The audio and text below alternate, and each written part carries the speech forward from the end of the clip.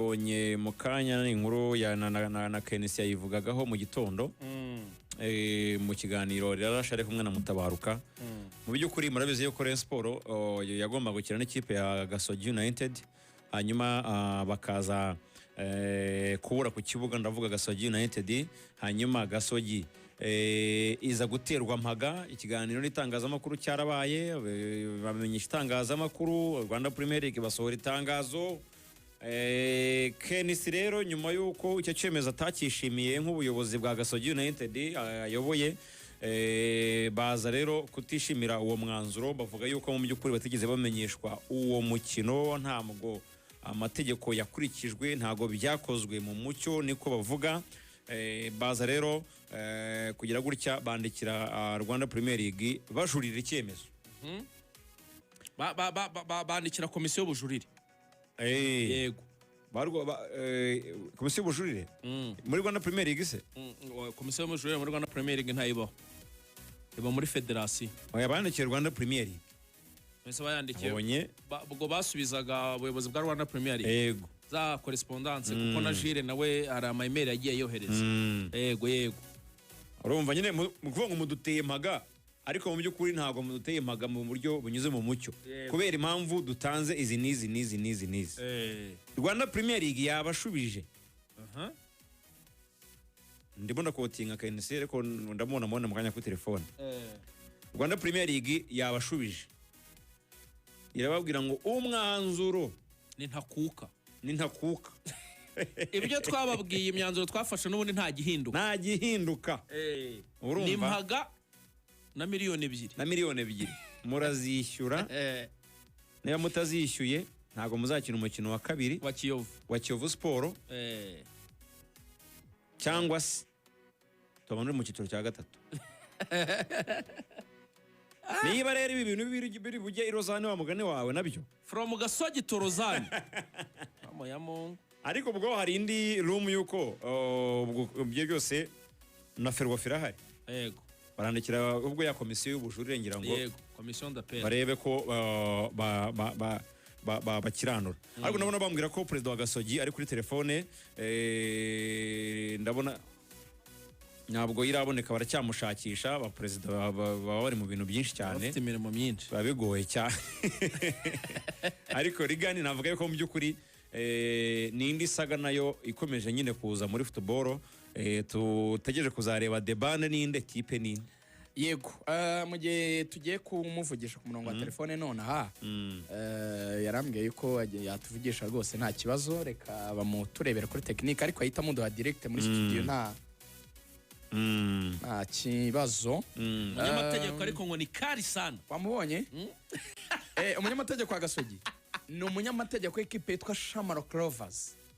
ni ikipe yo muri Ireland uko zereri ushobora kuregwa ibirego muri tasi bitarabaho ndabona kubanga ibyo mpambwira ko president wa Gasogi United bwana KNC ari kuri telefone president mwaramutse neza tubaye ikaze mu rubuga rw'imikino murakoze cyane sinzi ahantu uri niba utakwideporasa gatoya cyane ndumva telefone yawe tumvikana neza president ndumvikana uko ndabumva sinzi ikibazo wenda twari tubamugaye kugira ngo nyine mutuganirize ku bijyanye ndetse n'amaga ya Gasogi United ndetse na Rwanda Premier League ngo mwaba mwarabandikiye mubabwira ko bamutishimiye icyemezo babafatiye hanyuma nabo ngo bongeye barabasubiza ubundi Allo yego turakumva sinzi mpamvu ndavuga ngumva ijwi ririmo ko risubiramo reka twongere tuguhamagaze ni telefone kugira ngo twumvikane neza arasa nkarimo amayeko harimo amayeko ariko ntacyo barongera bamushake kuri telefone ubwo dusobanuriraga uwo umunyamategeko dufite ni uwa Shamrock Rovers ni umunyamategeko wa Gasogi ariko ntabwo tutekereza ko wenda biri bugeraho wenda hari igihe byagumuku ntibirirwe wenda barega navuga muri TAS kuko bafite uburenganzira ariko ntago bajya kurega kwa Baraka ntago mbibona gutyo kubera naze ko cy'abantu bumva iyo Miliyoni umuntu agiye muri tasi aba yaciye inkamabere oya niko nabibonye arega rwose iyo abantu bumvishe ngo ushobora kujya muri tasi aho wumva ukoze ishyano si ugushaka ubutabera ariko ntabwo ntekereza ariko byagera buse byaba atari ibintu binini cyane ubwo rero ndabona bataramubona ariko mu gihe wenda uyu ngutuza no kwigarukaho reka babanza bamushake mbere no guturira umwanya akse uyu munsi imikino ya FIFA Series iratangira ku mugaragaro nubwo igihugu nk'u Rwanda cyayakiriye ari ku munsi w'ejo ariko uyu munsi mu kanya gato cyane abaturage batezanya Mirambo n'abandi babishoye ba sportif bari buve hirya no hino banyarukire kuri Kigali Pele Stadium. Nibyo ni kuri KPS Kigali Pele Stadium, hari imikino ibiri yo mu itsinda rya kabiri cyangwa se muri groupe B. Mbaza kubibutsa ko iri tsinda harimo ibihugu nka Aruba, harimo Liechtenstein, hakaza Macau ndetse na Tanzania. Umukino wa mbere rero mu itsinda rya kabiri ku isaha y'isa 7:30 Aruba iramanuka mu kibuga na Macau. Aruba na Macau saa 7:30 kuri Kigali Pele Stadium. Hanyuma saa 10:30 ikipe y'igihugu ya Tanzania mu baturanyi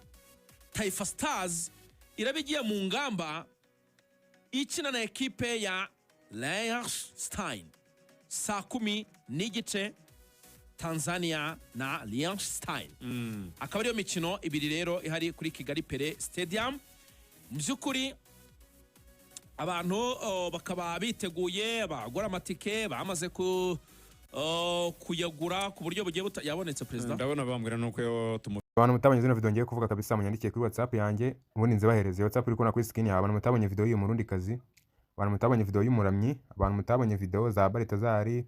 abantu mutabonye video za Emerine, abantu mutabonye video y'uyu nguyu yitwa Jihana, abantu mutabonye video ya Diane kabisa ewan. Izo video zose ndazifite. Abantu mutabonye video y'uriya mu Minisitiri w'Urubyiruko muri Uganda, umva n'izindi video nyine munzi z'abastari nk'uyu murundi kazi nawe ino video y'ideri gihanze vuba uyu nguyu uri kubona nawe video irahari ewan. Izo video rwose mvuze nimba utarazibonye nyandikira kuri 07793417 ubundi nziguhereze tu. Ubundi ukande subscribe ubundi turye shoretse go duhurire kuri WhatsApp kabisa ubundi ngutemo.